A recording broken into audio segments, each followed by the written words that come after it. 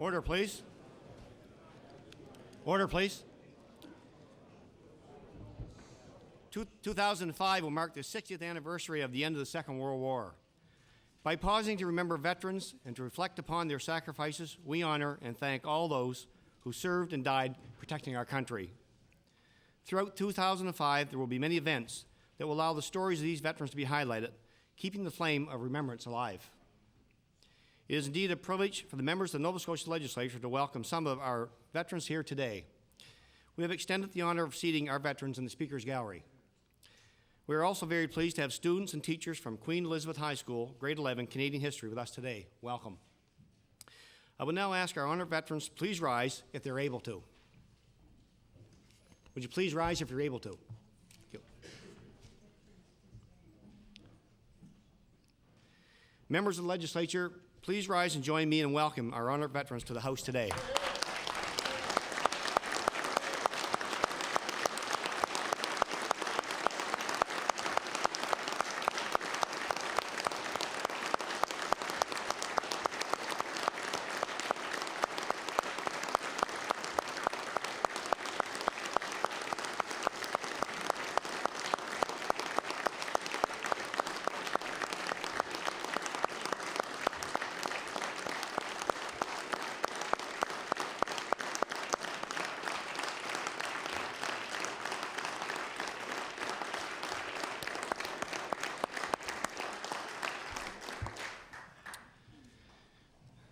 Thank you. Please be seated, and I'll call upon the Honourable John Hamm, Premier of Nova Scotia, for comments. Mr. Speaker, I hereby give notice on a future date I shall move the adoption of the following resolution. Whereas generations of brave Canadians have answered our nation's call in the defence of the rights and freedoms of their fellow citizens, asking only that we remember. And whereas this year is a significant milestone in history, marking the 60th anniversary of victory in Europe in May, victory in the Pacific in August, and the end of the Second World War. And whereas members of the Canadian Forces continue to uphold a tradition of service and sacrifice in the protection of our nation during times of conflict and peace. Therefore be it resolved, members of this House join together today to officially proclaim 2005 as the Year of the Veteran, in recognition of valiant efforts of all veterans and in remembrance of all those who have made the supreme sacrifice in defense of our freedom. I request waiver of notice and passage without debate. Request for waiver is agreed. All those in favor say aye. Aye. Counterminded nay. Motion is carried. Call upon the Honourable the Premier. Thank you, Mr. Speaker. It's my honour today to speak on a serious issue that deserves special attention. Mr. Speaker, as you and every other member of this House would no doubt agree, it is a special honor to serve as an MLA in this House and be granted the privilege to represent our local communities in the business of government. This is a House that has seen many representatives make clear stands on matters of principle, yet is also a stage that has seen many compromises and significant cooperation as we work to make government work for all Nova Scotians. Best of all, it has all been done in the public eye. Every action reported, explained, and ultimately judged by the very people who originally sent us here. Mr. Speaker, each of these qualities represents the fundamental character of democracy. Few things are as precious, yet few are as commonly taken for granted. Democracy did not emerge automatically, nor was its continued survival guaranteed. It has been challenged many times in the past, including the severe challenges of 2 world wars, the Korean War, and the protracted conflicts that followed.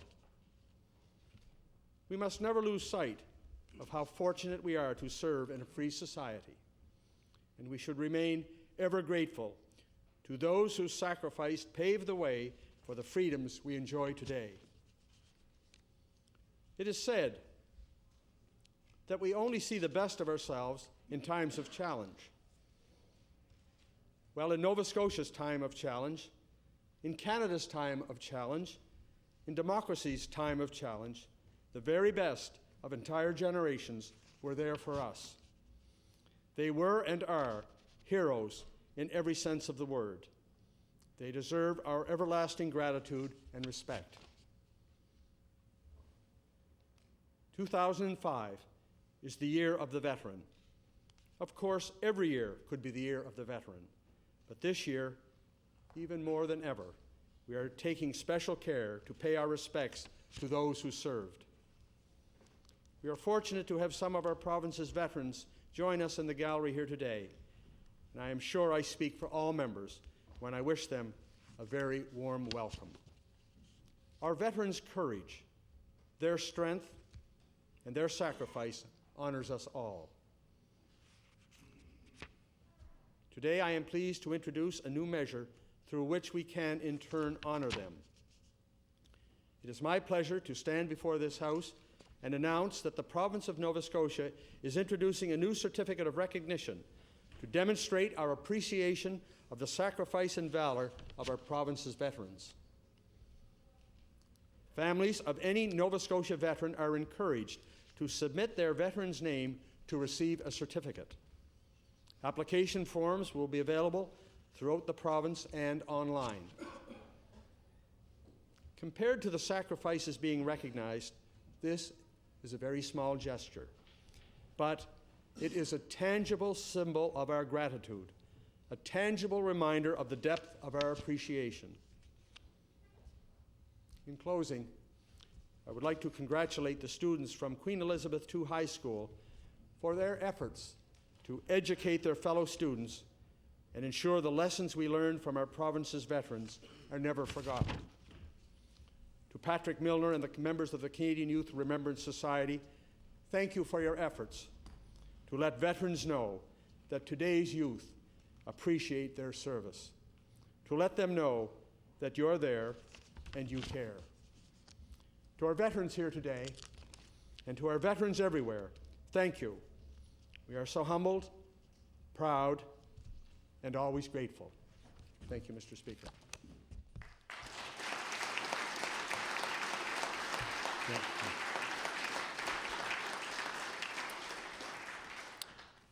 The Honourable Cecil Clark, Minister responsible for the Year of the Veteran. Thank you, Mr. Speaker. To our esteemed guests, I say welcome and thank you. Thank you to our veterans, members of the Royal Canadian Legion, members of our armed forces, peacekeepers, their families, as mentioned, and importantly, our youth. Mr. Premier and members, my late grandfather was a veteran. He served in the Netherlands with the Cape Breton Highlanders during the Second World War. He returned home to a family that loved him and missed him and were proud of his service to his country. For all those who served, for all those who were willing and prepared to make the ultimate sacrifice, for all those who have committed themselves to the preservation of democracy and freedom, it is on their behalf that I thank you, Premier, for designating 2005 the Year of the Veteran in Nova Scotia. It is also on their benefit that I encourage the people of Nova Scotia to take the time this year to talk with a veteran. C'est grâce aux expériences de nos anciens combattants que nos enfants peuvent apprendre l'honneur, le devoir, le bravoure et l'importance de connaître le passé afin qu'ils puissent nous guider dans l'avenir. The written word, Mr. Speaker, is a powerful tool that allows us to pass on the thoughts and the feelings of a generation. Starting today, a book of remembrance will be available to the public to add their name in appreciation of someone in their family, a friend, someone they work with, or someone who is a veteran. This small gesture is one way to show our appreciation for the generations who have answered our nation's call in service and in sacrifice. This book of remembrance will be on display in the lobby of Province House, and I encourage everyone here today to take a moment before leaving to sign their name. The province has also developed a website dedicated to the Year of the Veteran in Nova Scotia. Here you will find a list of events and activities taking place around the province during the year. The site will feature news, photos, stories, and information on the Certificate of Recognition and the Book of Remembrance. What has been announced today, the Certificate of Recognition, the Year of the Veteran website, and the Book of Remembrance, are just 3 of the opportunities for you to become involved in the Year of the Veteran. I encourage you to attend Veteran and Legion events in your community and become involved in the life of our veterans. Mr. Speaker, the province of Nova Scotia is also looking forward to the upcoming Nova Scotia Nunavut Command Biennial Convention, which will be hosted by Breton Branch 8 of the Royal Canadian Legion in Sydney Mines on the May long weekend. It's an opportunity where over 600 delegates will gather and really mark and commemorate the Year of the Veteran, and it's very beneficial for us today to be able to launch the Year of the Veteran in this House so that we as members of this Assembly can go out across this province to our constituencies and share with Nova Scotians this opportunity to celebrate and commemorate the honor, the valor, and the sacrifice of so many. And I thank you, Mr. Speaker, for this opportunity.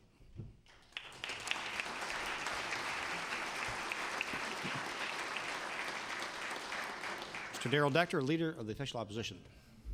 Well, thank you, Mr. Speaker, for allowing me the opportunity to speak on the Year of the Veteran. As many people here would know, I had the opportunity to serve in the armed forces, and like many Nova Scotians, I had family who fought in the Second World War. In fact, Mr. Speaker, my father and his brother left on a convoy from Halifax Harbor for overseas. And I remember him telling me that at the time they had the British battleships, the Repulse and the Renown.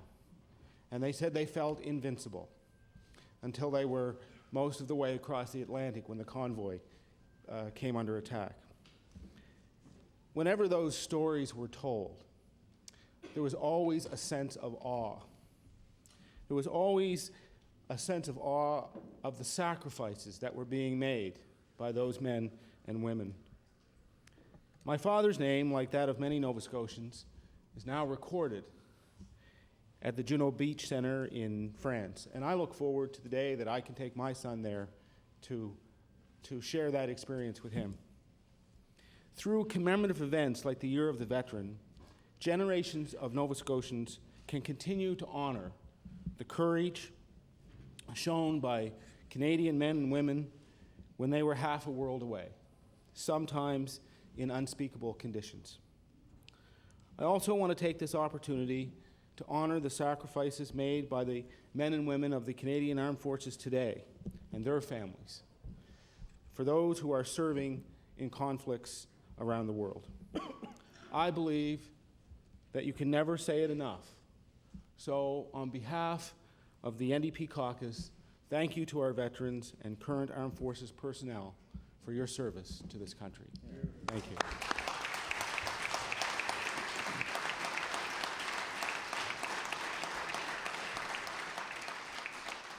Mr. Michelle Sampson, Leader in the House for the Liberal Party.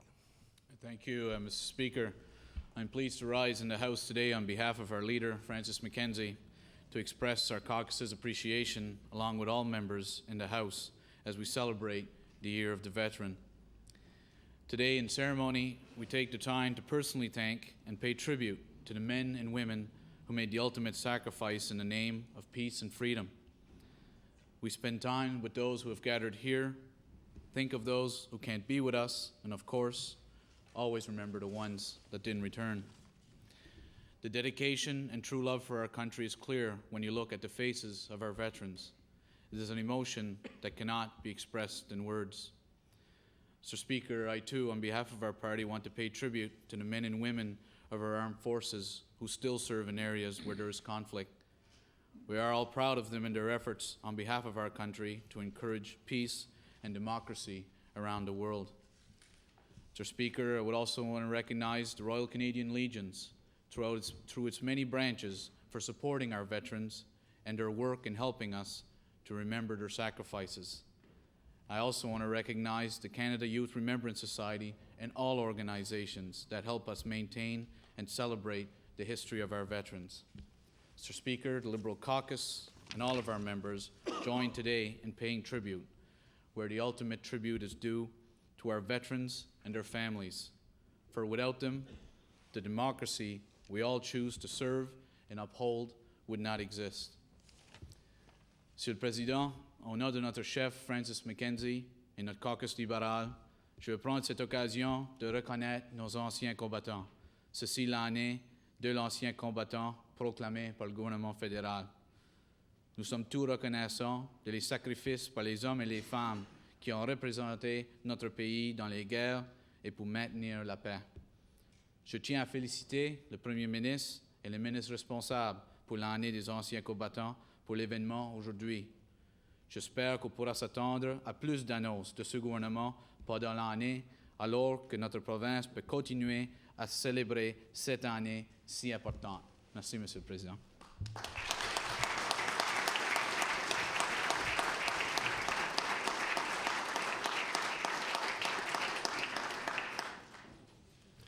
The Honorable the Premier. Thank you, Speaker. I would now ask that members of the House rise for 2 minutes of silence in memory of those who served and died protecting our country. All members will rise for 2 minutes of silence, please.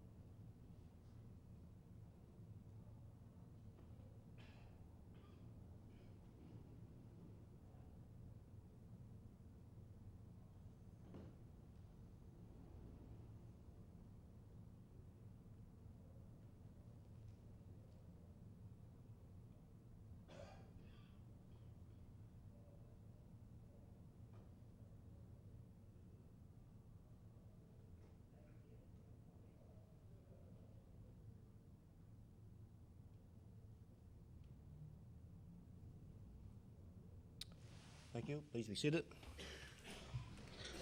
I'd like to thank the veterans and their guests for attending this session of the legislature today. The House will now resume the session following the departure of our veterans and their guests. I'd like to remind everyone to take the opportunity to sign the Book of Remembrance in the Hollis Street foyer. Thank you very much for being here today.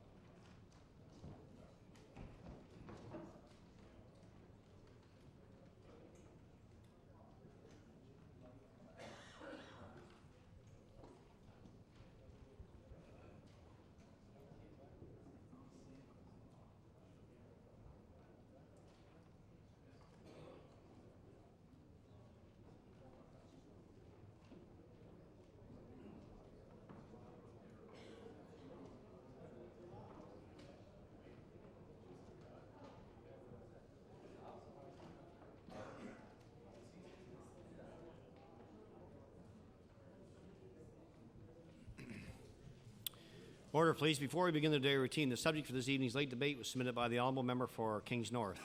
Be resolved that this Conservative government is a strong supporter of small business. Be debated this evening at 6 p.m. Begin the day routine, presenting reading petitions. The honourable member for Annapolis. Thank you, Mr. Speaker. Could I do an introduction prior to? I'd like to draw the attention of the host to the West Gallery and introduce from Middleton and the Railway Museum, Ron Johnson, Margaret Wilkins, Terry Hyson, Harvey Kaiser, and Max Jarvis. And I'd ask you to stand and receive the warm welcome of the host.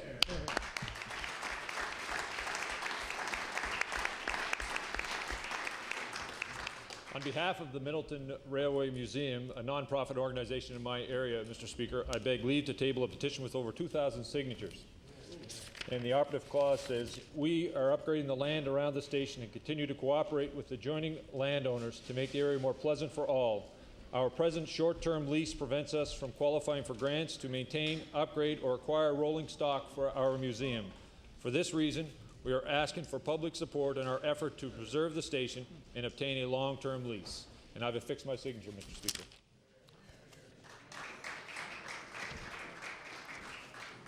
Petition is tabled. The honourable member for Timberlea Prospect. Thank you, Mr. Speaker. I beg leave to table a petition signed by 120 post-secondary students in this province who are concerned about tuition fees, the operative phrase being that therefore your petitioners call upon the Legislative Assembly of Nova Scotia to make a considerable reinvestment in core funding in Nova Scotia's post-secondary institutions, to tie increased core funding to progressive reductions of tuition fees at Nova Scotia's public post-secondary institutions, and finally, to implement a system of needs-based grants for non-repayable grants. And I have affixed my signature to this petition, Mr. Speaker. Petition is tabled. The honourable leader of the official opposition. Thank you, Mr. Speaker. I beg leave to table a petition bearing 144 signatures of post-secondary students in this province. The operative clause, which reads, therefore your petitioners call upon the Legislative Assembly to make a considerable reinvestment in core funding to Nova Scotia's post-secondary institution, tie increased core funding to progressive reduction of tuition fees at Nova Scotia's public post-secondary institution, and implement a system of needs-based, non-repayable grants. And Mr. Speaker, I have affixed my signature. Petition is tabled.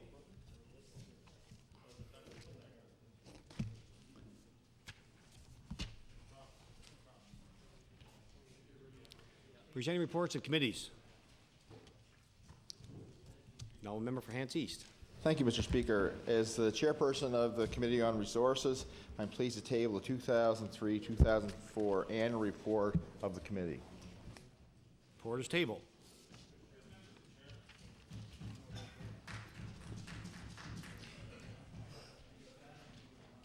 Table reports, regulations, and other papers. Statements by ministers. Government notice the motion. The Honourable Minister of Tourism and Culture. Mr. Speaker, I hereby give notice on a future day I shall move the adoption of the following resolution. Whereas more Nova Scotians got active this winter thanks to Health Promotion's Take the Roof Off Winter campaign. And whereas television ads, newspaper ads, and a website promoted fun and easy ways to be active in winter, like skating, walking, sledding, and building a rink. Whereas thousands of Nova Scotians visited the website to learn about these activities and to submit their stories to us. And therefore, be it resolved, the members of this House recognize that as a result of the Take the Roof Off Winter campaign, more people were active and shared their stories about being active in an effort to increase awareness of the importance of physical activity in winter. Mr. Speaker, I request waiver of notice passage without debate. Request for waiver, is it agreed? All those in favor say aye. Contrary to minded, nay. The motion is carried. The Honourable Minister of Health. Mr. Speaker, I hereby give notice that on a future day I shall move the adoption of the following resolution. Whereas immunization is one of the most cost-effective health investments, helping to prevent disease and promote a healthier population. And whereas this week, April 24th to 30th, is National Immunization Awareness Week, recognizing the importance of immunization in keeping people, and especially children, healthy.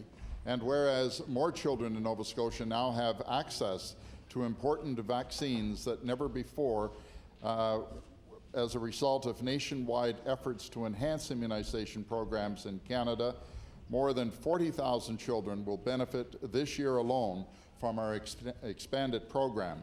Therefore, be it resolved that all members of this House recognize April 24th to 30th as National Immunization Awareness Week and spread the word about the importance of immunization in their homes and communities. Mr. Speaker, I seek waiver of notice and passage without debate. Request for waivers is agreed. All those in favor say aye. Contrary-minded, nay. Motion is carried. The Honourable Minister responsible for Canadian Affairs. Merci, Monsieur le Président. Une date ultérieure, je demanderai l'adoption de la résolution suivante. Attendu que le gouvernement de Nouvelle-Écosse reconnaît la nature bilingue du Canada et célèbre les accomplissements des milliers d'élèves qui sont inscrits à des programmes d'éducation en français en Nouvelle-Écosse. Et attendu que les élèves de la région de Halifax ont participé à un programme d'éducation national intitulé Le français pour l'avenir au cours des 6 dernières années, permettant ainsi d'établir des liens entre les élèves francophones partout dans la province. Et attendu que le programme de français pour l'avenir collabore avec les mondes d'affaires, les éducateurs, la communauté, pour but de promouvoir et faire valoir les avantages du bilinguisme.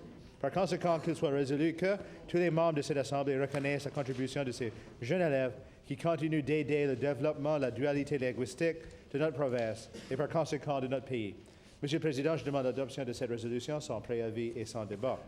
Mr. Speaker, I hereby give notice on a future day, move the adoption of the following resolution. Whereas the government of Nova Scotia recognizes the nature, or the bilingual nature of Canada and celebrates the achievements of the thousands of students who are enrolled in French language education programs in Nova Scotia, and whereas the students of Halifax region have been participating in a national education program entitled French for the Future for the past 6 years, bridging the gap between French-speaking students from all corners of the region.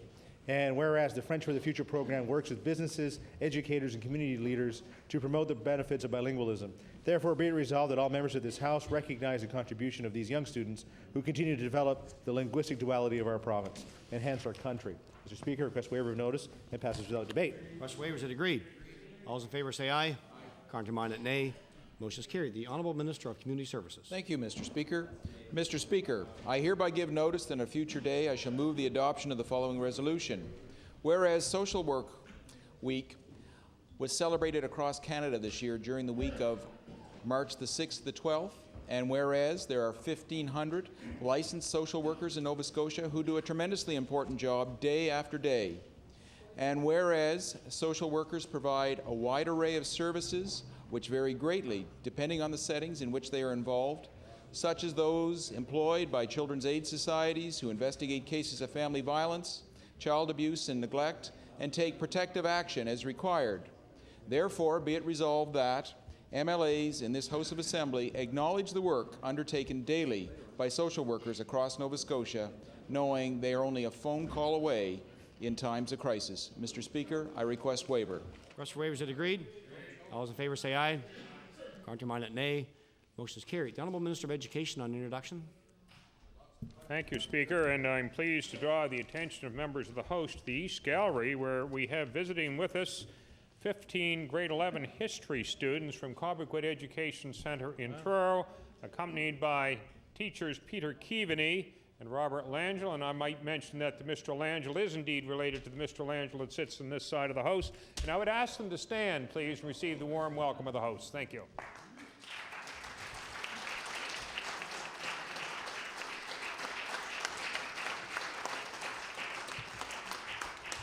Thank you, and we certainly welcome our special guests to the gallery today and hope they enjoy the proceedings. The Honourable Member for Guysborough Sheet Harbour on the introduction. Thank you, Mr. Speaker. And I too would like to draw the attention of all members of the House of some people from Canso in the gallery. His Worship Mayor Ray White is certainly no stranger to these chambers. His wife Judy and also Deputy Mayor Buzz Lumsden. I'd ask them to rise and receive the warm welcome of the House.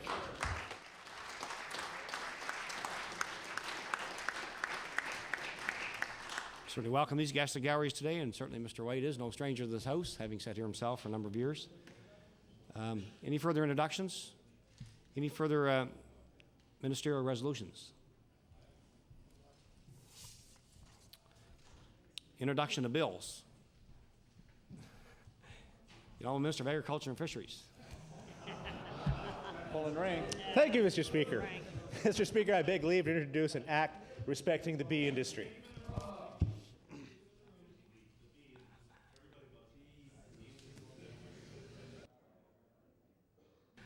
The Honourable Minister of Agriculture and Fisheries begs leave to introduce a bill entitled An Act Respecting the Bee Industry. Give these to the other House leaders. Bill 173 entitled An Act Respecting the Bee Industry. Order this bill be read a second time to future date. The Honourable Minister of Justice. Thank you, Mr. Speaker. I beg leave to introduce a bill entitled An Act to Amend Chapter 28 of the Revised Statutes 1989, the Auditor General Act. The Honourable Minister of Justice begs leave to introduce a bill entitled An Act to Amend Chapter 28 of the Revised Statutes 1989, the Auditor General Act.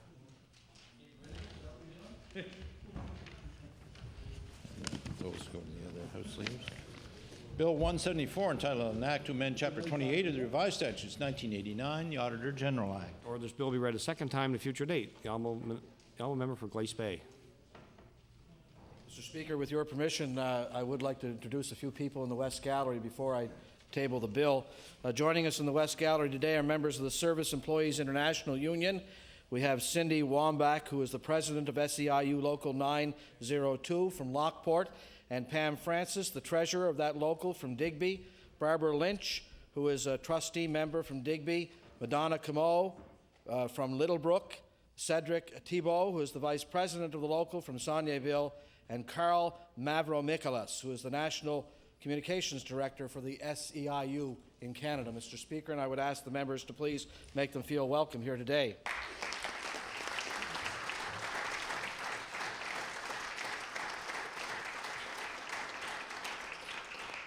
Mr. Speaker, I beg leave to table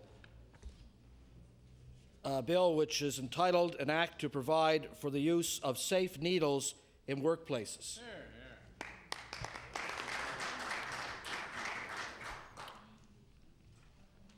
The Honourable Member for Glace Bay begs leave to introduce a bill entitled An Act to Provide for the Use of Safe Needles in Workplaces.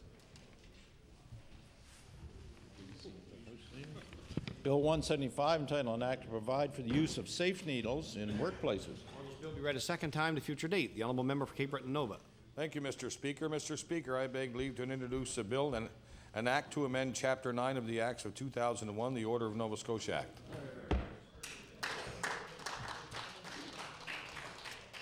The Honourable Member for Cape Breton Nova begs leave to introduce a bill entitled An Act to Amend Chapter 9 of the Acts of 2001, the Order of Nova Scotia Act.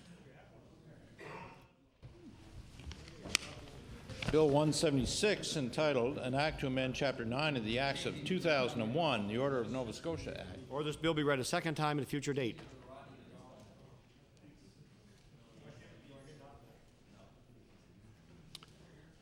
Notice of motion. The Honourable Leader of the Official Opposition.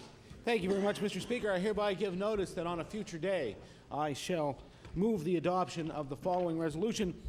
Whereas immediately after the 2005 federal budget address, the Finance Minister of Nova Scotia correctly identified the single biggest omission as that budget's failure to address the needs in post-secondary education. And whereas the Prime Minister has now agreed to change the federal budget, adding $1.5 billion to post-secondary education to help students overcome the barrier of skyrocketing tuition fees. And whereas the budget legislation that includes the offshore revenue retention for Nova Scotia will now also address post-secondary concerns that are more pressing here than in any other province. Therefore, be it resolved that this House urges all members of Parliament from Nova Scotia to consider the value of offshore revenue retention and a significant new federal investment in post-secondary education before they cast a vote against those measures. And I would request a waiver and passage without debate. Request for waiver. Here or no. Notice is table. Honourable Member for Cape Breton South. Mr. Speaker, I hereby give notice that on a future day I shall move the adoption of the following resolution. Whereas the cleanup of the Sydney tar ponds represents an historic opportunity for the Sydney area to clean up the largest toxic waste site in Canada while providing jobs and a boost to the economy with a $400 million investment. Whereas the Cape Breton Regional Council, the Cape Breton District Health Authority, and 11 other community groups, including the Building Trades Council and the Labour Council, and Local 1064-2, the United Steelworks of America, have called on the federal government to allow for a comprehensive study track to the completion of an environmental assessment.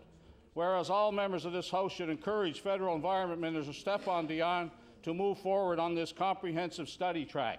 Therefore, be it resolved that all members of this House endorse a comprehensive study track to an environmental assessment of the Sydney Tar Ponds cleanup, and ask the Federal Minister of the Environment to allow for the comprehensive study so that Sydney can begin to clean up this environmental mess. I would ask for a waiver and passage without debate. Waivers it agreed? Here no. Notice is tabled.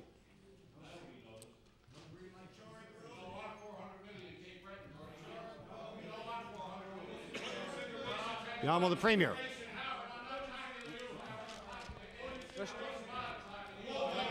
Order. Order, please. Order, please. The Honourable the Premier. Mr. Speaker, I hereby give notice on a future date. I shall move the adoption of the following resolution. Whereas tourism is an industry which greatly benefits the County of Pictou, and whereas to encourage our area's citizens and organizations, the Pictou County Tourist Association annually commends local groups for their contributions during its Gala Awards dinner.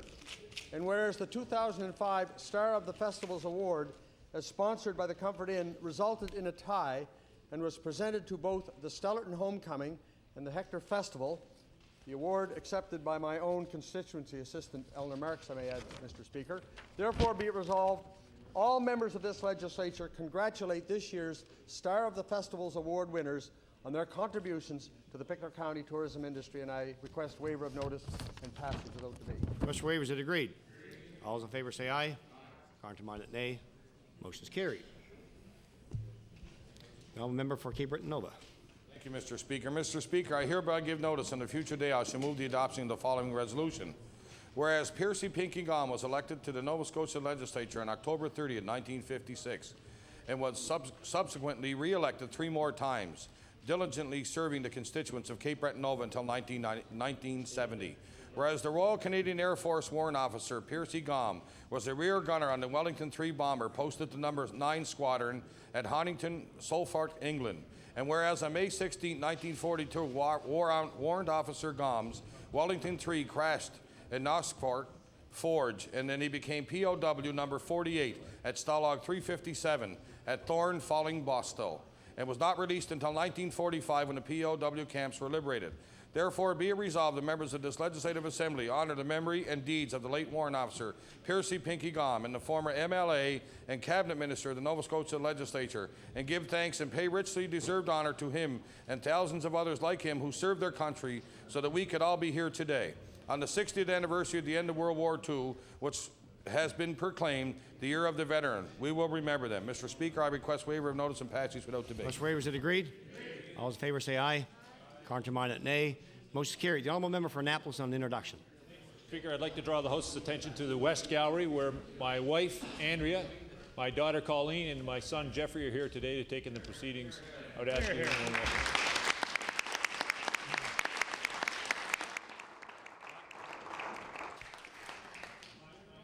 great belief in public service, so I would ask during question period that you guys not dispel any beliefs they might have, okay? Order, please. We certainly welcome our special guests to the gallery today. Hope they enjoyed the proceedings. The Honourable Member for Clare, an introduction on a resolution. Thank you, Mr. Speaker. Mr. Speaker, I hereby give notice that on a future day I shall move the adoption of the following resolution. Whereas on March 1st, 2005, Joe Bishara, a teacher from Maple Grove Educational Center in Yarmouth County, has been honored with the Minister of Veterans Affairs Commendation Award. And whereas this award is presented to veterans who have consistently gone above and beyond to the care for the well-being of veterans or have worked to raise awareness of veterans' contribution to society, the sacrifice they have made, as well as celebrate their achievements. And whereas 20 years ago, Mr. Bishara founded the Memorial Club at Maple Grove, which emphasizes its place on honoring contributions veterans have made on a regular basis while working diligently with students organizing visits to the Veterans Memorial Hospital here in Halifax, as well as a trip to Ottawa with over 200 students to meet with veterans in long-term care in hospitals.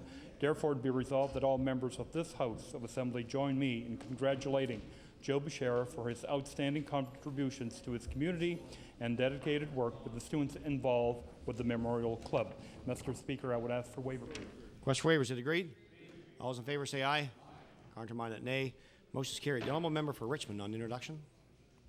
Thank you, Mr. Speaker. Today we have visiting with us in the West Gallery Ms. Thea Freitag, who is from Renfrew, Ontario, and quite ironically, being we recognize some of our Nova Scotia veterans today, Ms. Freitag is originally a native of Holland, and she is here in Nova Scotia today visiting with her daughter Diana. I would ask her to stand and receive the warm welcome of the House.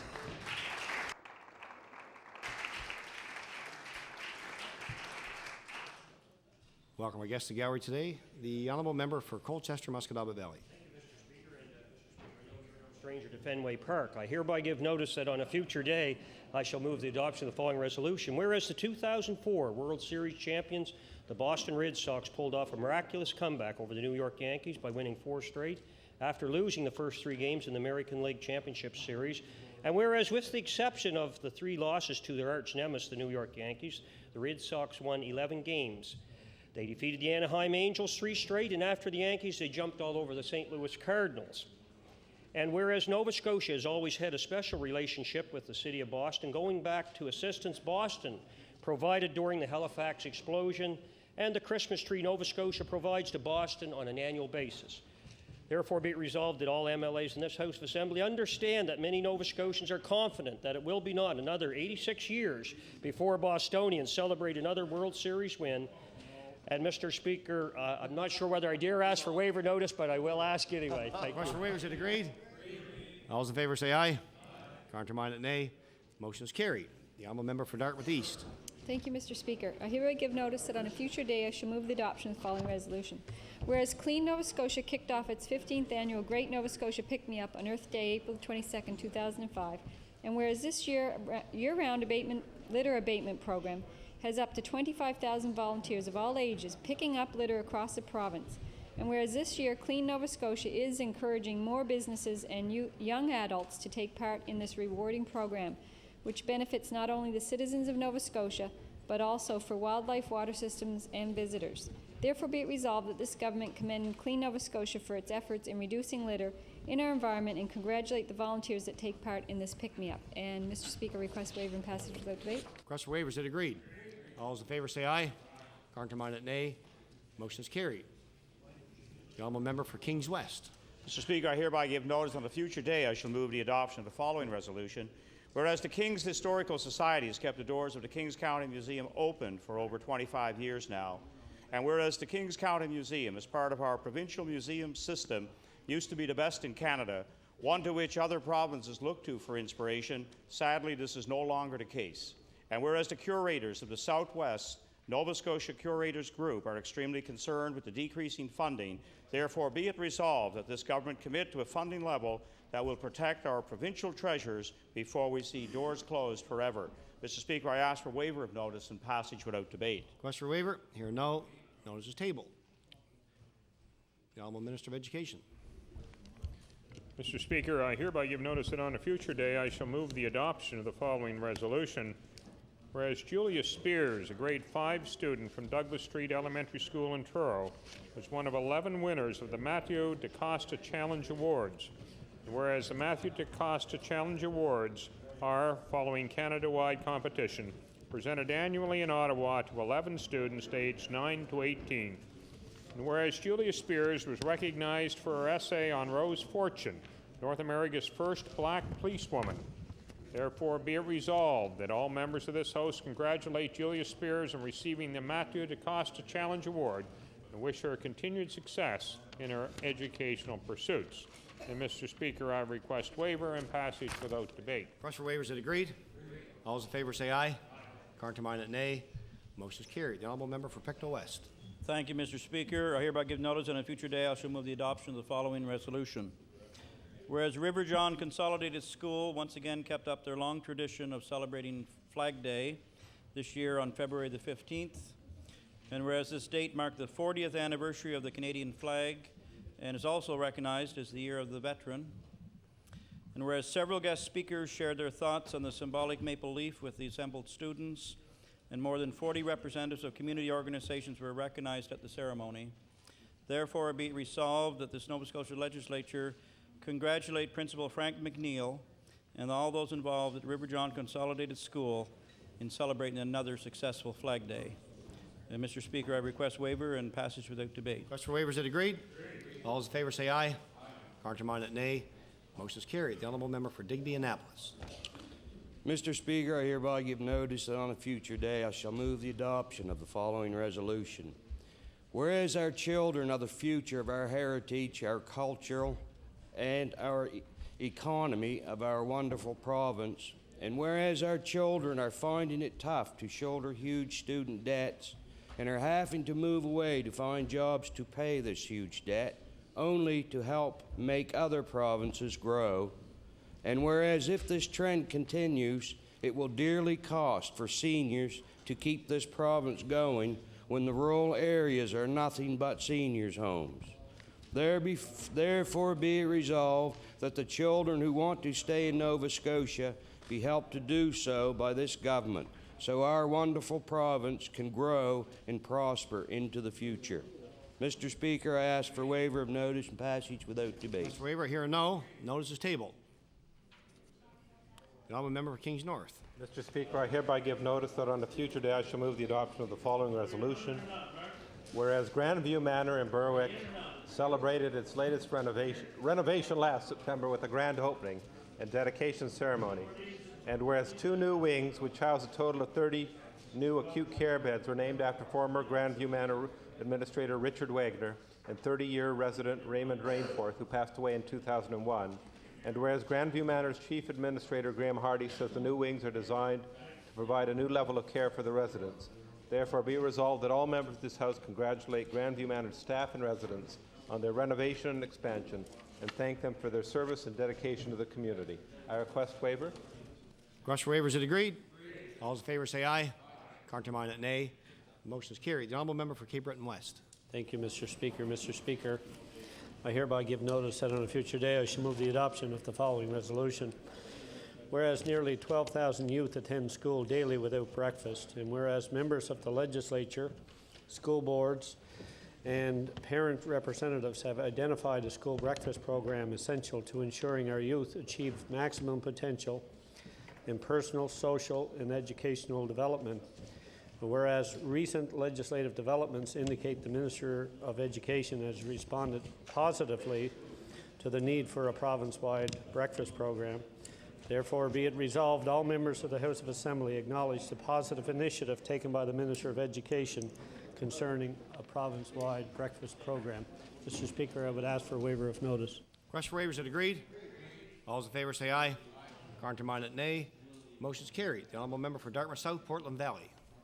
Mr. Speaker, I hereby give notice that on a future day I shall move the adoption of the following resolution. Whereas Oakwood Terrace is a well-respected home for special care in Dartmouth, and whereas the quality of life of its residents is enhanced by the efforts of upwards of 120 volunteers, and whereas these volunteers perform tasks as varied as taking residents to appointments, arranging visits by pets, feeding residents, helping with programs, and doing significant fundraising.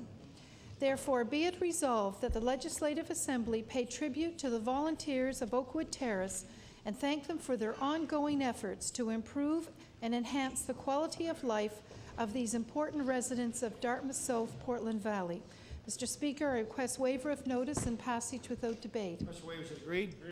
All those in favor say aye. Countermanded, nay. Motion is carried. The honourable member for Glace Bay. Mr. Speaker, I hereby give notice that on a future day I shall move the adoption of the following resolution.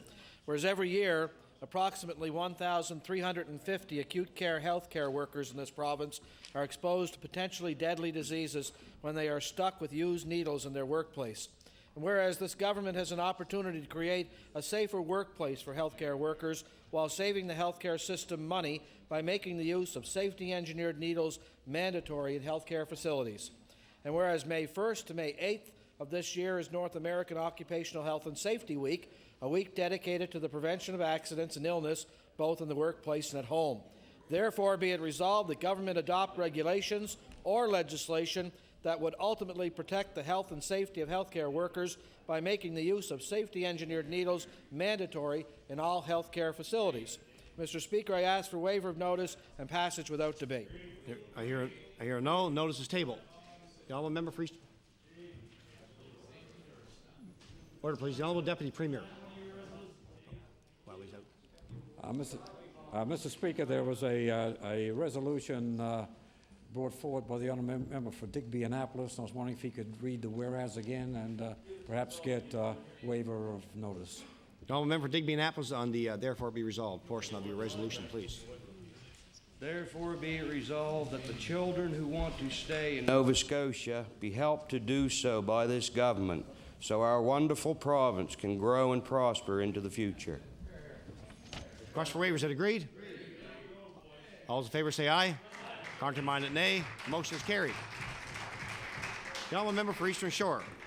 Yes, thank you, Mr. Speaker. Mr. Speaker, I hereby give notice that on a future day I shall move the adoption of the following resolution. Whereas the Chesapeake and District Lions Club is just one of the clubs across Nova Scotia getting involved in May's Recycle for Sight program, and whereas nearly 500 million people around the world are in need of eyeglasses, and the Lions Club is stepping up to collect as many pairs of glasses as possible, sending them to the CNIB, where they will be cleaned, repaired, and shipped to developing countries. And whereas Lion Clubs across support their communities through dinners, barbecues, Christmas tree sales, and auctions, raising hundreds of thousands of dollars each year. Therefore, be it resolved that all members of this House thank the hard-working members and volunteers of the Chesapeake Lions Club and all other Lions Clubs across the province for their hard work and dedication to not only their community, but people in need around the world. Mr. Speaker, I request waiver of notice. Request for waivers. Is it agreed? All those in favour say aye. Contrary-minded, nay. Motion is carried. Honourable member for Digby Annapolis. Okay, you're on a roll now.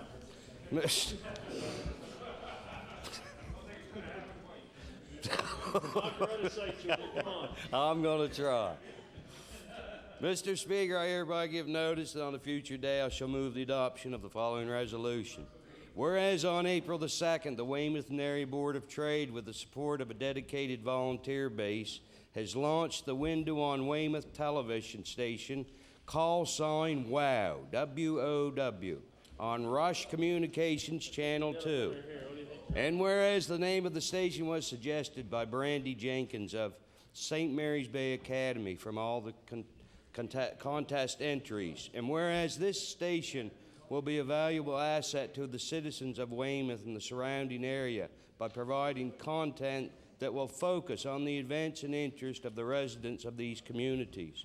Therefore, be it resolved that the members of this House congratulate the Weymouth and Area Board of Trade and Rush Communications for their foresight and applaud the efforts of all the volunteers who are contributing to this worthwhile initiative. Mr. Speaker, I ask for waiver of notice and passage without debate. Request for waivers. Is it agreed? All those in favour say aye. Contrary-minded, nay. Motion is carried. The Honourable Minister of Service, Nova Scotia, and Municipal Relations. Mr. Speaker, I hereby give notice that on a future day I shall move the adoption of the following resolution. Whereas Jamie Brown, a grade 12 student at Sackville High School, was recently featured in the Rising Star section of the Daily News, and whereas Jamie was recognized for her volleyball, badminton, and slow pitch skills, and whereas Jamie's future plans are to attend law school and become a practicing lawyer, therefore be it resolved that all members of the House join me in sending along our congratulations to Jamie Brown and wish her best luck with her future studies. Mr. Speaker, I request waiver of notice and passage without debate. Request for waivers. Is it agreed? All those in favour say aye. Contrary-minded, nay. Motion is carried. The Honourable Minister of Justice. Mr. Speaker, I hereby give notice that on a future day I shall move the adoption of the following resolution. Whereas the Lunenburg Falcons have had an exceptional year, finishing 4th at the Adam B. Provincial Championship recently held in the New Glasgow area. And whereas the Lunenburg Falcons were also awarded the Fair Play Flag Award in recognition of their team's good sportsmanship throughout the tournament, and the team's goalie, Cole Skinner, was chosen the All-Star goalie for the tournament. And whereas the Falcon team members were Cole Skinner, Matthew Buston, Jack Chambry, Nick Barkley, Jordan McCrana, Riley Knickel, Cole Tanner, Emma Mosier, Joshua Glover, Nick Mossman, Stephen Baker, Evan Studley, Mason Redmond, Liam Fullerton, Daniel Baker, and Jack Mattis. Therefore, it be resolved that all members of the House of Assembly congratulate all the members of the Lunenburg Falcons on their excellent performance at the Adam B. Provincial Championship and on winning the Fair Play Flag Award. Mr. Speaker, I request waiver of notice and passage without debate. Request for waiver, is it agreed? All those in favor say aye. Counterminded, nay. Motion is carried. Order, please. No further resolutions. Question period to begin at 3:07 and at 4:37. The Honourable Leader of the Official Opposition. Thank you very much, Mr. Speaker. Well, Mr. Speaker, my first question today is for the Premier. In the last days of the 2003 election, the Premier promised to increase personal use allowances for seniors in nursing homes. The announcement yesterday by this government regarding personal use allowances could best be described as an insult. People will still struggle to pay for telephones, personal hygiene items, transportation, and other expenses. My question to the Premier is, why does his government continue to ignore the needs of seniors in this province? Order, please. Just want to again mention that specific questions about the budget. There's 80 hours of estimates in this House to deliberate the budget, but a general policy question of the government be allowed, but these questions are getting very close to budgetary questions, and I won't allow them. The Honourable the Premier. Thank you very much, Mr. Speaker. And the government has been attending to the needs of seniors. This year, for example, we froze the pharmacare premium, and I believe the amount that the government had to contribute to the program to allow the freeze in the pharmacare premium and the copay was something like in the order of $17 million. I don't have the numbers in front of me, but it's in that order, Mr. Speaker.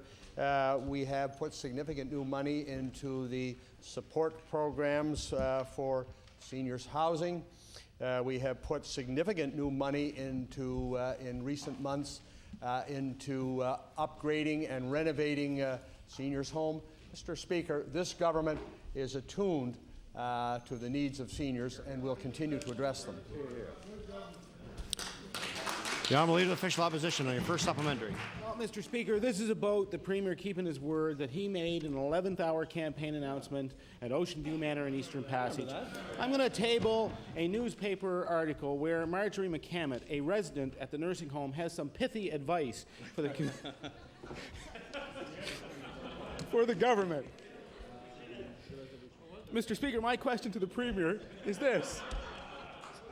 His government already made seniors wait 19 months for an announcement. How can he justify continuing to keep some seniors in nursing homes living in poverty for another 8 months? Hear, hear. The Honourable the Premier. Thank you very much, Mr. Speaker. And I do remember that day in 2003, and I remember the very articulate way in which the senior brought the matter to my attention. And Mr. Speaker, this is a commitment that the government has made. It's a commitment that I made. It's a commitment that we're able to address, perhaps not to the extent that that senior and many other seniors would like. But I must remind, not only did we increase the amount, Mr. Speaker, we eliminated the clawback of unused funds, and as well we increased the number of items that seniors could use or could use the money for. So we provided flexibility. In addition, Mr. Speaker, we also arranged, if they wish to have the $200 option, they could access that option as well, Mr. Speaker. The Honourable Leader of the Official Opposition on your final supplementary. Well, Mr. Speaker, Mrs. McCammon's language is somewhat flowery and I'm sure amusing, but you know what we have to remember is that the seniors in the program who still get $105 a month lost every penny they had to a harsh financial assessment process that was perfected by this government. They don't have any other resources to dip into in order to pay for their daily needs. So I'm going to again ask the Premier, when can these seniors expect some real relief with their personal use allowances? The Honourable the Premier. Thank you very much, Mr. Speaker. And I won't be making another commitment today on the floor of the House, but I can assure all seniors that this government will continue to give strong consideration to their requirements. You know, Mr. Speaker, from time to time, the government is in a position where we know something has to be done, and perhaps done in a very Order, generous please. fashion. Order, please. The Honourable Premier has the floor. But, Mr. Speaker, the demands on the government are many, and we will address the demands as we can, but always within the revenues that are available to the government. The Honourable Member for Richmond. Mr. Speaker, last night we heard word that it looks like the federal budget is a little closer to being passed, ensuring that the offshore accord money will come to Nova Scotia. Mr. Speaker, the only thing standing in the way now is the federal Conservatives and the Separatists. If the Premier wanted to make the passage of the accord a sure thing, he would immediately demand that Conservative MPs in Nova Scotia support the offshore accord now, not 6 months from now. Nova Scotians question why this Premier remains silent while our province loses $1 million a week while the accord is not passed. So my question is, will the Premier, after question period today, call on Nova Scotia MPs Peter MacKay, Gerald Keddy, and Bill Casey to support the federal budget now so that Nova Scotia will be guaranteed the $830 million from Ottawa? The Honourable the Premier. Thank you very much, Mr. Speaker. Wouldn't it be wonderful, Mr. Speaker, if we could spend the next 6 weeks in this House debating what's going on in Ottawa? I think it would allow us all to conclude on the government side, things must be awfully good here in Nova Scotia. But, Mr. Speaker, I want to remind the member opposite that on April the 6th, there was a motion tabled in the House of Parliament by Stephen Harper and seconded by the leader of the New Democrats, the Honourable Jack Layton, to separate out the bill, and they would guarantee quick passage of the accord. Mr. Speaker, the government of the day would not accommodate that motion. Shame! Shame! The Honourable Member for Richmond on your first supplementary.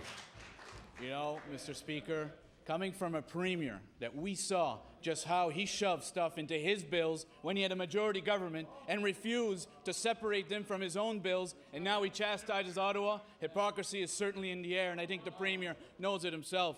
Mr. Speaker, now that Stephen Harper is courting support from Ontario, he has stated that he wishes a new deal with all Canadian provinces rather than these one-off deals such as the Atlantic Accord. The last commitment that the Premier has from Mr. Harper that he will support this is dated April the 11th. While the Premier was quick to call on all Nova Scotia MPs to support Nova Scotia keeping its offshore revenues before the accord was signed, he now remains silent when, ironically, it's his fellow Conservative MPs in Nova Scotia that threaten not to allow the accord to go through. So my question again is, why won't the Premier stand up for Nova Scotians and demand that Nova Scotia's 3 Conservative MPs support the passage of the accord before any federal election? The Honourable the Premier. Thank you very much, Mr. Speaker. Anticipating the line of questioning from the House Leader of the third party, yesterday I had a chance to look at the proposed agenda for next week in the House of Commons. That is put out, Mr. Speaker, by the Government of Canada.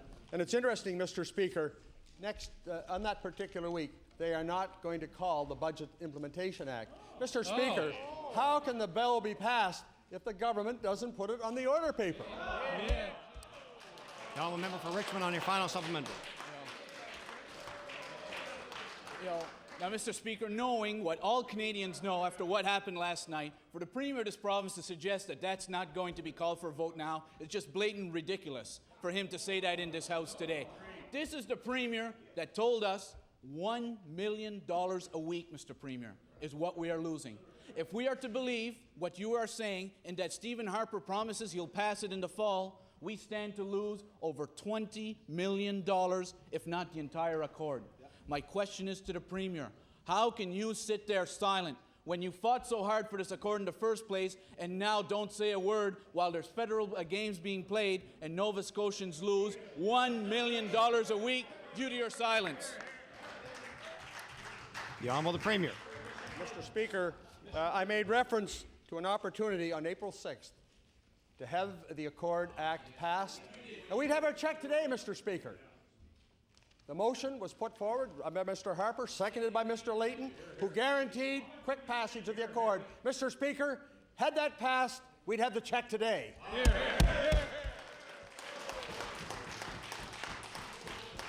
The Honourable Leader of the Official Opposition. Well, thank you, Mr. Speaker. You heard the Premier say they just don't have the money to help out seniors with their personal use allowances. But you know something, Mr. Speaker? For the big insurance companies, nothing is too good. Nationally, last year, these insurance companies made $4.1 billion in profits. And according to the most recent numbers my office received from the Superintendent of Insurance Companies, they were doing pretty well in Nova Scotia as well. In 2002 and 2003, they took in $270 million more in premiums than they paid out in claims. And yet, the Conservative government chose to put a cap on pain and suffering awards for victims of car accidents. So my question for the Premier is this: why do you believe that the big insurance companies need your break more than Nova Scotia families? Honourable the Premier. Thank you, Mr. Speaker. Mr. Speaker, there are some philosophical differences that separate the opposition from the government. The government believes that by stimulating the economy, by encouraging jobs, you really do a better job for all people in the province, even those that are not necessarily in the job market, Mr. Speaker. That separates us. And you know, if you look at the budget address that was given yesterday, last year our provincial revenues increased $250 million. Mr. Speaker, that didn't happen by accident. It happened because there's a good climate here for people to do business. It happened, Mr. Speaker, because companies can come here because it is competitive, they can create jobs, and we get those increased revenues, Mr. Speaker. If we followed the advice of the opposition, Mr. Speaker, that money would not be here. Those jobs would be somewhere else. The Honourable Leader of the Official Opposition on your first supplement. Well, Mr. Speaker, the simple fact of the matter is the rate that he reduced is already lower, I believe, than the rate in any other province that has that tax. So I'm not sure who he's competing with. Mr. Speaker, in 2003, the Conservative government sided with big insurance companies, and that's the real difference, who we're here to actually work for. Not big insurance companies, for the people. He sided with the big insurance companies to put a limit on pain and suffering claims for victims of car accidents forever. Even though, according to the government's own numbers, insurance companies made $143 million more than they paid out in claims in 2003 alone. So, Mr. Speaker, my question is, how can you possibly justify taking away the rights of accident victims while insurance companies are making hundreds of millions of dollars in profits? The Honourable the Premier. Mr. Speaker, it all depends really where your priorities are. Well, Mr. Speaker, I'll tell you where my priorities are, Mr. Speaker, and I'll tell you where the priorities of this government are. Our priorities are with the workers, the 3,500 workers in Michelin. Our priorities are with the workers down at Stora. Our priorities are with the worker at Bowater Mersey. Our priorities are with the workers at Trenton Works. We want those big corporations to be right here, employing Nova Scotians and providing the revenues that allow us to make those considerable investments in healthcare and education, Mr. Speaker. That's where our priorities are. Honourable Leader of the Official Opposition on your final supplementary. Too bad they didn't have a little money for snares. Maybe they'd still be here providing jobs, Mr. Speaker.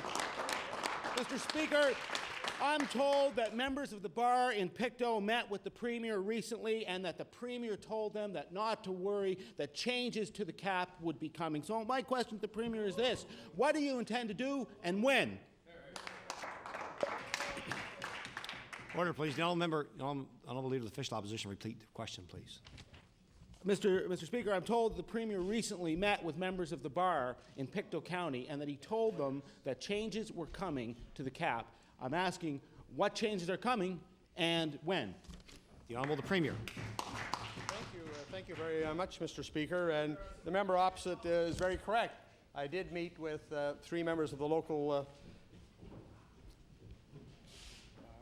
legal community in Pictou County who brought to me some of their concerns. But, Mr. Speaker, this is not about the legal community. Mr. Speaker, this is about whether or not Nova Scotians can afford insurance. This is about whether or not people are being significantly disadvantaged by the minor injury cap. And, Mr. Speaker, we have encouraged any Nova Scotian that feels they are being disadvantaged by the government's policy to get in touch with us, to get in touch with the insurance advocate, because, Mr. Speaker, we are interested in looking at those cases.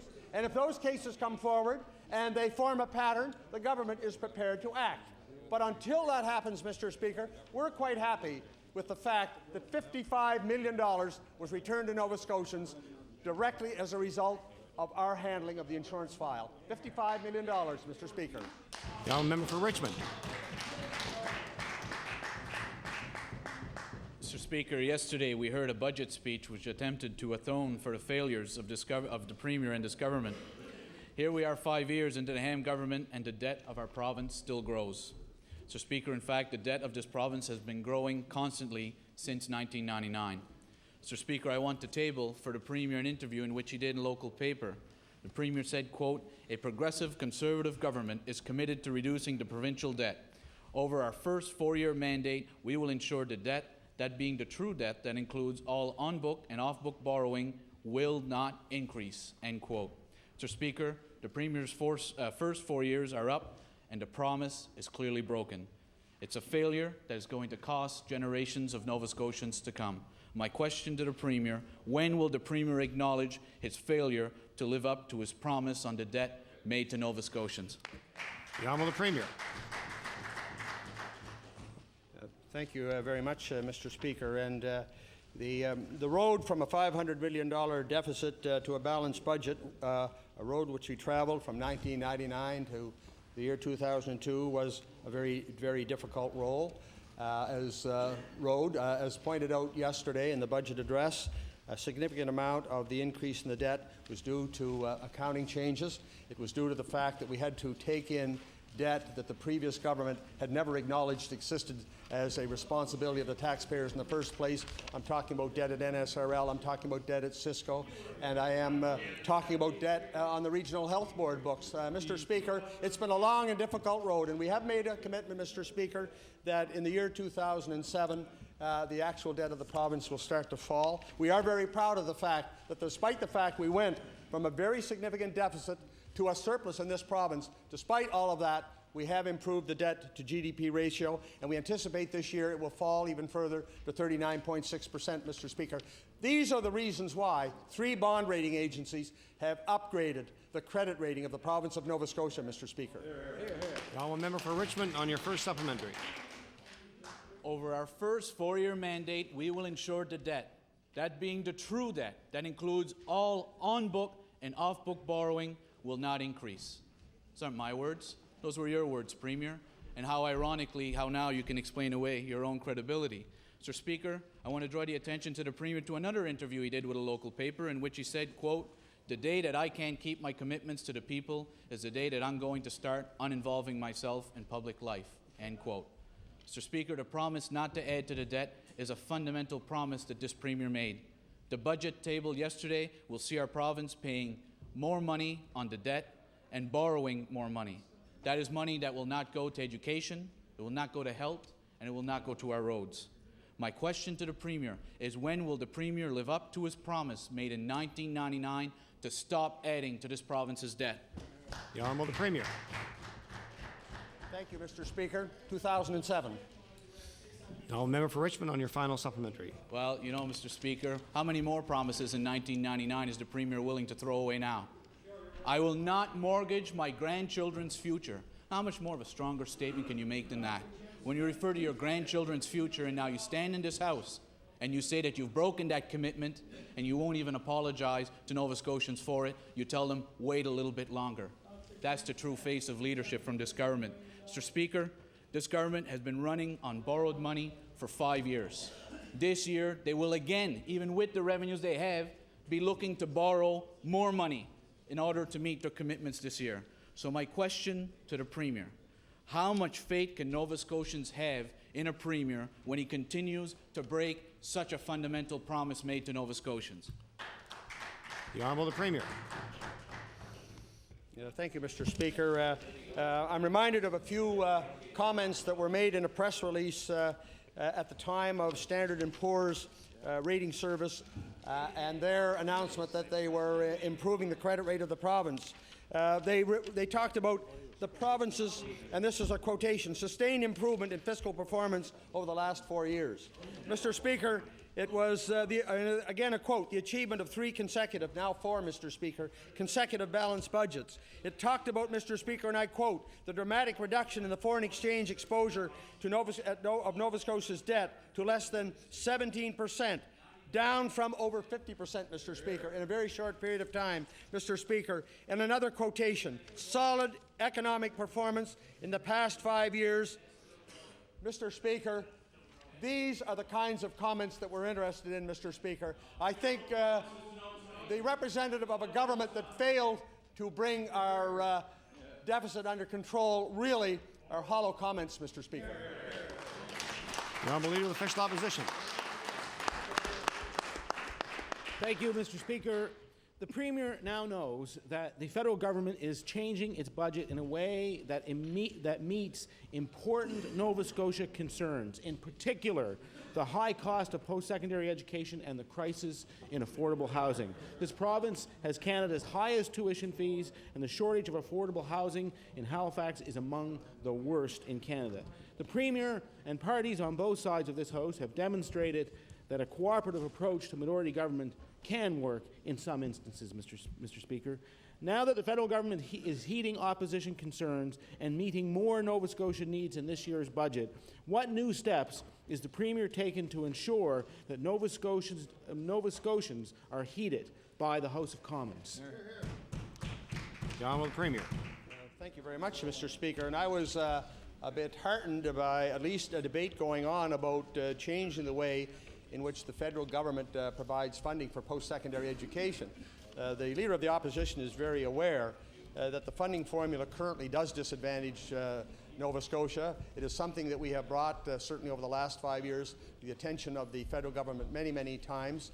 And, Mr. Speaker, for members of the House who are unaware of how the funding is shared, unfortunately, Mr. Speaker, it's shared on the basis of where the student originates, not on where the student receives post-secondary education. And because our universities are very popular, Mr. Speaker, and because our universities attract far more students from outside the province than the number of Nova Scotia students that choose to go outside the province for university funding, we are disadvantaged. If, in fact, the funding formula is changed, it will give the Nova Scotia government more flexibility, Mr. Speaker, in this regard.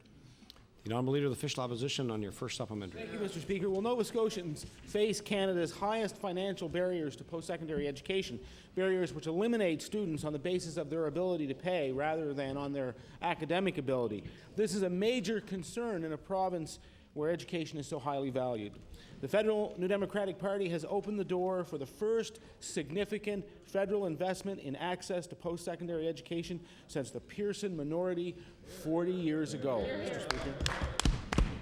In Nova Scotia, that would mean that September tuition fees could be 10% lower than planned. So my question is this for the Premier. Will the Premier contact each of the 11 members of Parliament from Nova Scotia to determine if they intend to support that new money for higher education and, of course, the offshore legislation? Good question.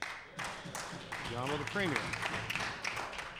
Thank you very much, and I refer that to the Minister of Education. The Honourable Minister of Education. Mr. Speaker, I just want to inform the honourable member, the Leader of the Official Opposition, that this government is on record as petitioning the federal government for the last 3 years at least to make the money for higher education follow the students. The Honourable Leader of the Official Opposition on your final supplementary. Well, that isn't the question, Mr. Speaker, because now the government of this province actually has the ability to help influence the very funding that they say they want. All they have to do is phone the members of Parliament and to get their agreement that they will support the investment in funding in post-secondary education and vote in favor of the offshore revenue retention legislation. The Premier knows that every MP and every seat is important to the party leaders in Ottawa. So my question is this: what assurance can the Premier give Nova Scotians that he is doing everything in his power to gain parliamentary approval here and now for both the offshore revenue deal and for the money to help meet Nova Scotians' priorities that was announced yesterday by Jack Layton? Hear, hear. The Honourable the Premier. Thank you very much, Mr. Speaker. And if you will think back, and if members of the House will think back to the preamble, not to that question, but the previous question, the Leader of the Opposition spoke in a very favourable tone about the values of minority government. And I can assure the Leader of the Opposition we are quite prepared to carry on for another 2 years if he really believes that. Get on the phone. What are the numbers?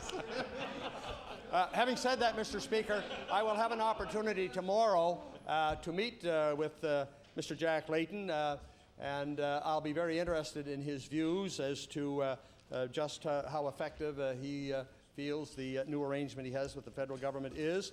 I will have no doubt will have no trouble extracting support for our position on the funding following the student. And I anticipate tomorrow, Mr. Speaker, as well, having him declare to all Nova Scotians that he is solidly behind the Atlantic Accord, something that in the past he has supported very aggressively. I would anticipate tomorrow he will have an opportunity to repeat that support. The Honourable Member for Pictou West. Thank you, Mr. Speaker. My question through you is to the Minister of Agriculture and Fisheries. The fisheries is an integral part of the Nova Scotia economy. It's a major employer in our coastal areas. In fact, the Nova Scotia fishery had export values of $1.09 billion last year, and if managed properly, will help our coastal communities thrive well into the future. But issues do exist in the fishery.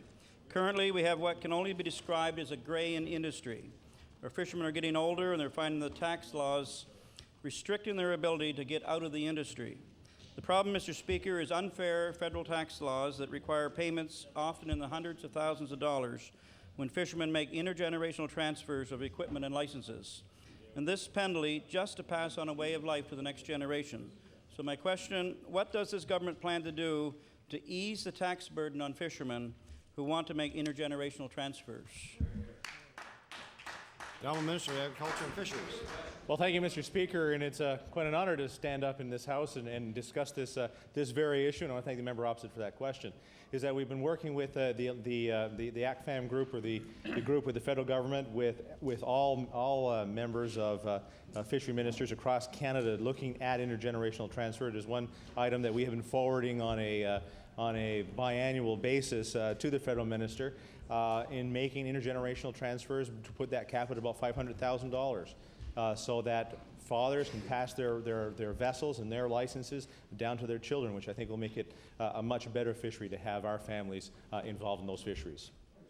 The Honourable Member for Pictou West on your first supplementary. Well, Mr. Speaker, adding to this problem is the prohibitive costs to be incurred by young entrants into the industry in obtaining boat and gear and the necessary licenses. Licenses in some areas now reaching upwards to $500,000, even up to $1 million or more.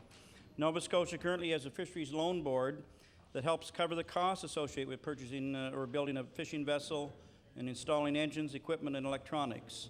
However, this leaves newcomers with the daunting task of raising $500,000 or more to get a license.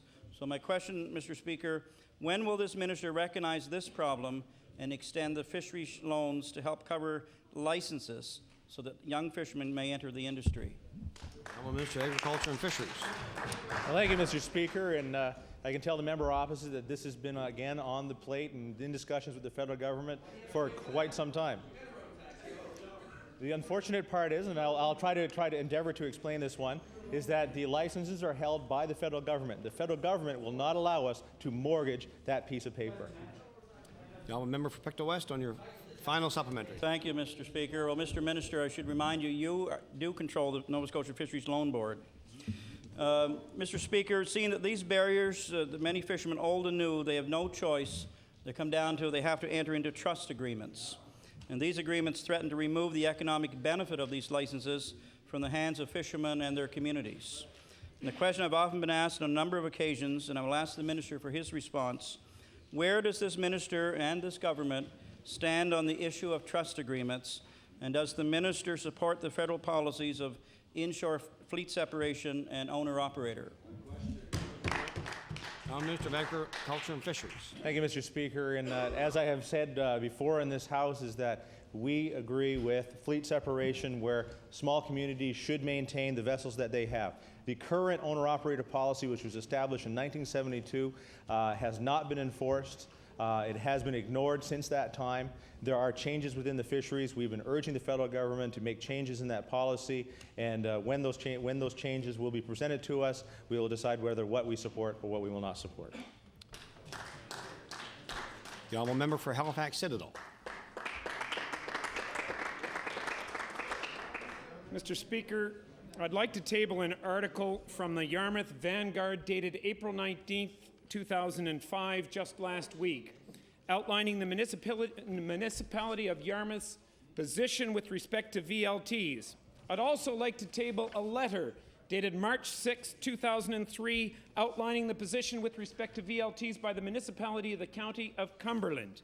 Mr. Speaker, both of these municipalities have voted to ban VLTs because of the pain they inflict to the people in their communities. They're joining other communities in Nova Scotia which have made their positions clear. The only solution is banning this machine. My question is for the Premier. When will he recognize he has the power to take the lead in eliminating VLTs instead of being shown the way by our municipal leaders? The honourable Premier. Thank you, Mr. Speaker. And the government has spent a very considerable amount of time dealing with this perplexing problem. And Mr. Speaker, we have come to the conclusion, particularly after seeing the experiences in those jurisdictions that have chosen to go the route that is being encouraged by the member from Halifax Citadel. And Mr. Speaker, it isn't working. We have talked with, and as a matter of fact, some of our sources would be quite prepared to speak with the member opposite. They have said, Mr. Speaker, one particular comment that stuck with me, talking with an enforcement officer, as fast as we take them out, Mr. Speaker, they put them back. The honourable member for Halifax Citadel on your first supplementary. Mr. Speaker, we will continue to have this cherry picking from law enforcement agencies who have a vested interest in this. The Premier isn't interested in going to jurisdictions like Hawaii, like Utah, that have had positive experiences. He isn't interested in quoting from jurisdictions from South Carolina where the researchers are clearly stating that this has worked. He chooses instead to shut his ears, and he's shutting his ears, I would suggest, to the people of Nova Scotia. It's not just the municipalities who get it, religious leaders get it. I'm tabling a letter to the editor published on April 22nd of this week in the Advertiser newspaper from the Wolfville Area Intercouncil churches. It's entitled, "Please, Mr. Premier, do away with the VLTs." My question for the Premier: how many appeals to your sense of right and wrong do you need to hear before you do the right thing and ban VLTs? The Honourable Premier. Mr. Speaker, the member opposite is encouraging the government to do something which is proving not to work in other jurisdictions. What the government has decided to do, rather, is to continue to regulate, to continue to find ways in which the machines are less addictive, to make the machines less available to all Nova Scotians. Mr. Speaker, our strategy will work. It will take a little bit of fine-tuning, Mr. Speaker, but it will work. The member for Halifax Citadel on your final supplementary. Mr. Speaker, I think it's curious that the Premier chooses to listen to law enforcement agencies from other jurisdictions, but the person who he has hired for gambling addictions in Nova Scotia had this to say in public accounts just last week. John LaRocque, the gambling addictions expert from the Office of Health Promotion, said the following, and I quote, "I find it difficult to believe the Premier is receiving accurate information about a number of issues, but one in particular is the one myth that criminals will crawl out of the sewer and take over the VLT industry. And I note from the myth-busting from the church council that provided the letter that's tabled before the court, they say, with respect to the Premier's recent argument about an underground industry, the idea that we set our public agenda based on what organized crime does is ridiculous. My question for the Premier, when will he give up the facade with respect to this underground industry and finally do the right thing for Nova Scotians?" The Honourable Premier.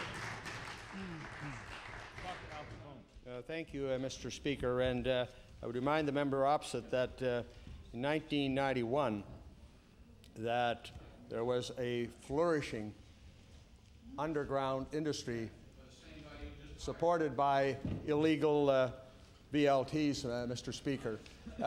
We had it then. If we fail to regulate, Mr. Speaker, that's exactly where we will end up. We will have illegal machines from one end of this province to the other. We will have no control as to who accesses these machines. And unlike when we are regulators, we would have no control of the nature of the machines themselves, Mr. Speaker. Mr. Speaker, we're not going back there. The Honourable Member for Halifax Needham. Thank you, Mr. Speaker. Mr. Speaker, today we learned that delays in elective surgery at the Capital District Health Authority are going to continue at least until the fall.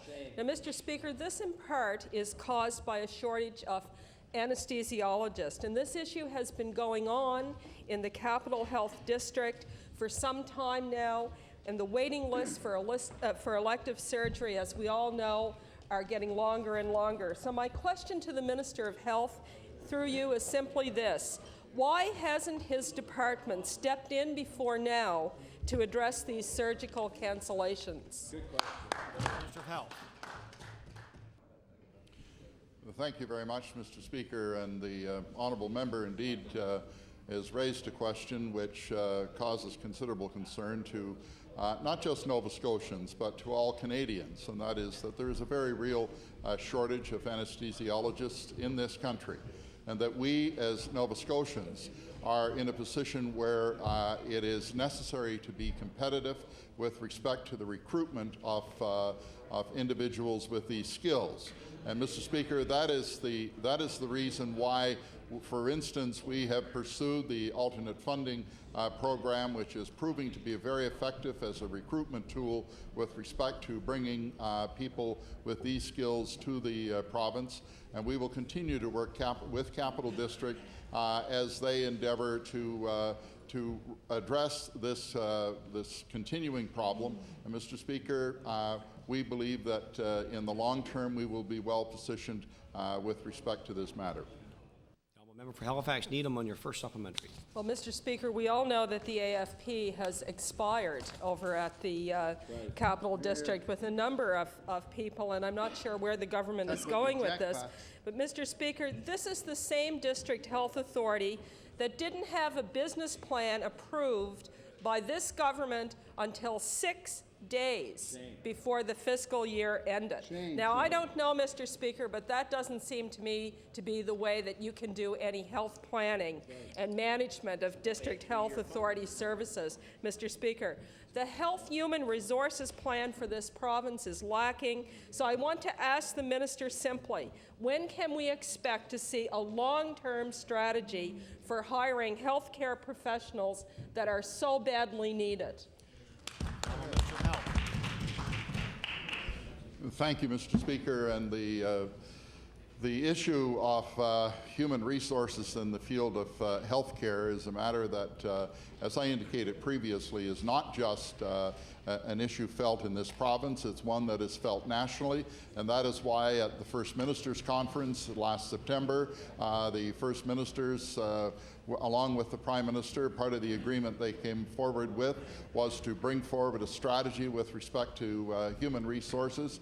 That strategy is being developed in this province. But, Mr. Speaker, while it is being, and it will be presented in keeping with the terms of the First Minister's agreement, but while it is being presented, we continue to work with the district health authorities. We continue to pursue policies such as alternate funding programs in order to ensure that Nova Scotia is competitive, Mr. Speaker, and we will continue to work in that direction. The honourable member for Halifax Needham on your final supplementary. Thank you, Mr. Speaker. Well, Mr. Speaker, elective surgery, as we all know, isn't by any means surgery that isn't important or unnecessary. It includes orthopedics, non-emergent cancer care, cataract removal, and many other procedures, Mr. Speaker, that patients require to maintain a quality of life. They're already waiting months and in some cases years for this elective surgery, and they're now going to have to wait longer, weeks, perhaps months, Mr. Speaker. So my final question to the Minister of Health is, why hasn't an action plan been developed to relieve the pressure at Capital Health and ensure that patients get the necessary elective surgery in a timely manner? Hear, hear. Thank you, Mr. Speaker. And Mr. Speaker, we as in the Department of Health and we as government are very concerned that we do not take the delay in surgeries lightly. We are very concerned when people have to wait for their surgeries. But, Mr. Speaker, for the honourable member to suggest that the issue of human resources in healthcare is something that can be addressed simply by snapping your fingers is to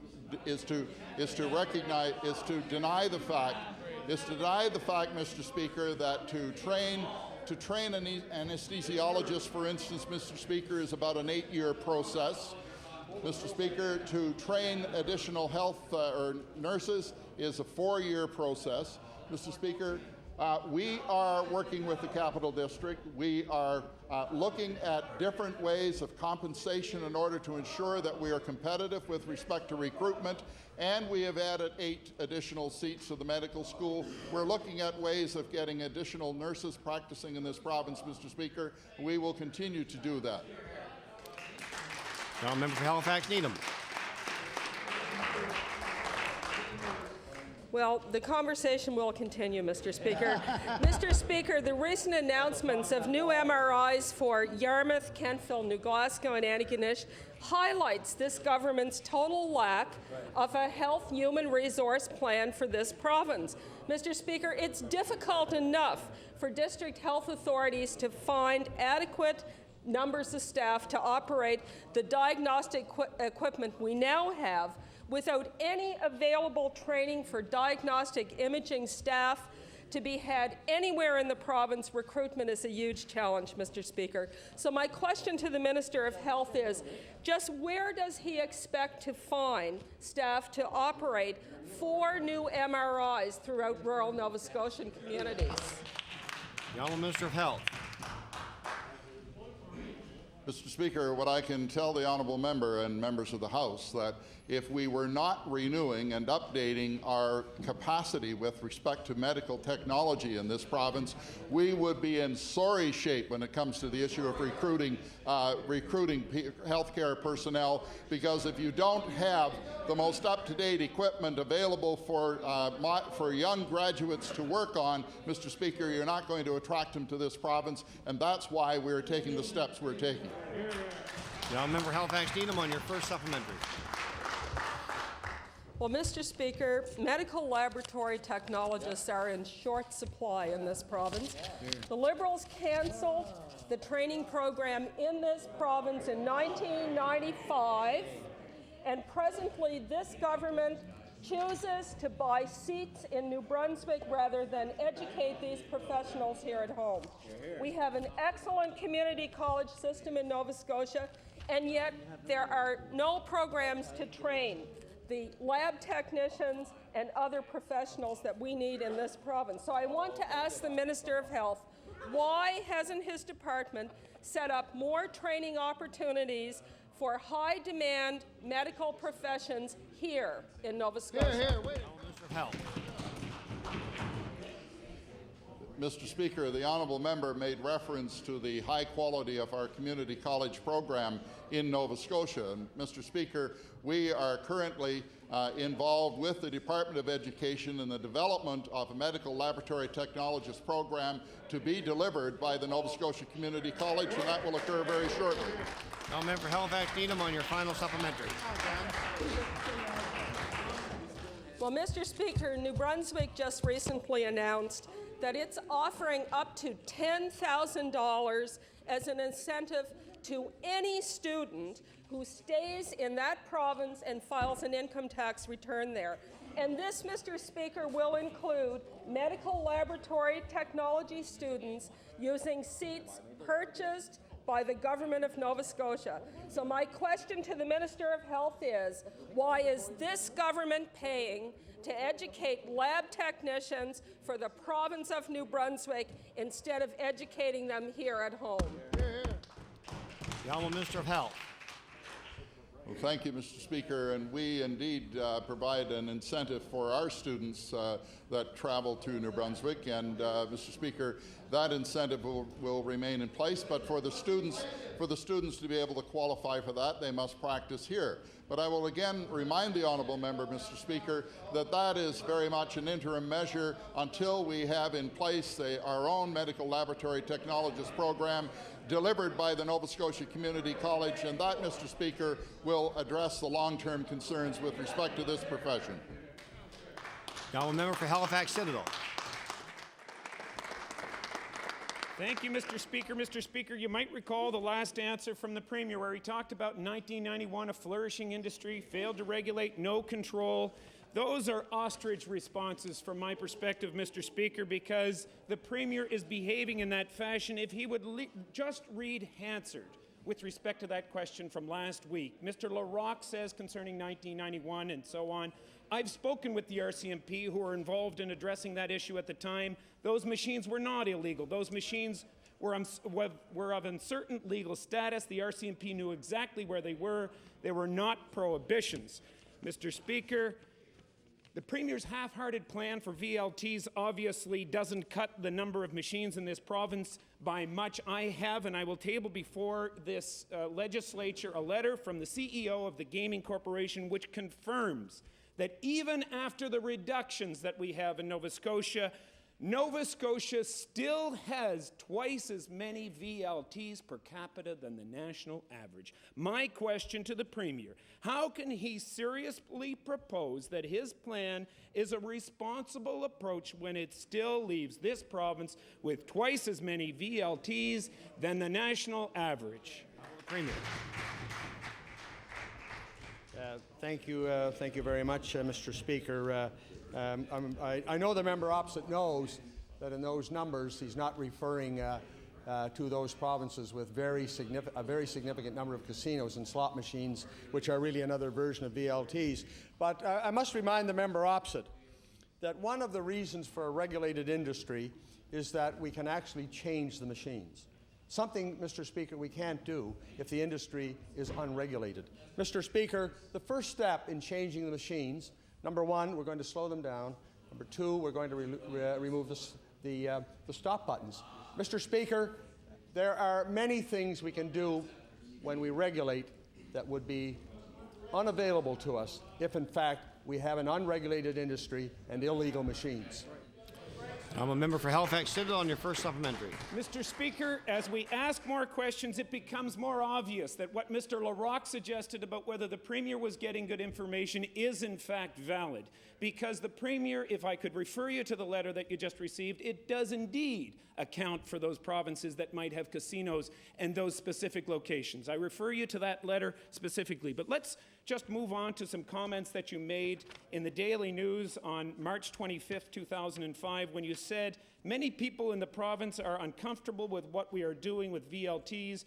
We are going to fix it. Well, Mr. Premier, will you concede that by leaving almost 3,000 VLTs on reserve and off, you have broken your promise to Nova Scotians to fix it? Premier. Thank you, Mr. Speaker. Unlike the member opposite, Mr. Speaker, I don't consider myself a clairvoyant. Mr. Speaker, one of the things that we are engaged in now that we would not be able to be engaged in if we forgo our regulation ability in the province with VLTs. We recently had a scientific experiment in which self-identification was tried as a way in which problem gamblers could exclude themselves from the machines. Mr. Speaker, it didn't work. Mr. Speaker, we'll now go on and look at a responsible gaming approach that involves a card-activated initiative. Mr. Speaker, I think this has great promise, but the member opposite can understand if the industry is underground, if the machines are illegal, if we give up our control, Mr. Speaker, we couldn't do this. The member for Halifax-Sidle on your final supplementary. Mr. Speaker, if what the Premier suggests by not being a clairvoyant is that he has little vision, I would agree with him.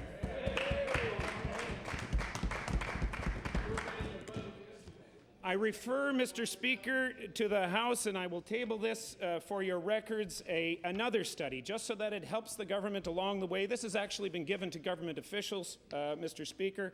It's entitled Gambling Facts and Stats by John Warren-Kint. He is from the University of Illinois. In it, I quote the following. Each newly created pathological gambler has been calculated to cost society from $13,200 to $52,000 per year. And it goes on to say, increasingly taxpayers and businesses are beginning to realize that state-sponsored gambling produces no product, no wealth, and so it makes no genuine contribution to economic development. Business economic history supports this proposition. Question, please. Mr. Speaker, perhaps this is about money. Will the Premier agree that banning VLTs may actually save his government money? The Honourable the Premier. Mr. Speaker, there's a bridge between myself and the member from Halifax-Citadel, and it would appear that he can't cross the bridge to me and I can't cross the bridge to him. Because, Mr. Speaker, we have a fundamental disagreement in what is the best thing to do. The member opposite thinks that prohibition works. Well, Mr. Speaker, prohibition has never proven to work. Mr. Speaker, we will regulate, and we will regulate responsibly. And, Mr. Speaker, by being a regulator, we can fix the problem.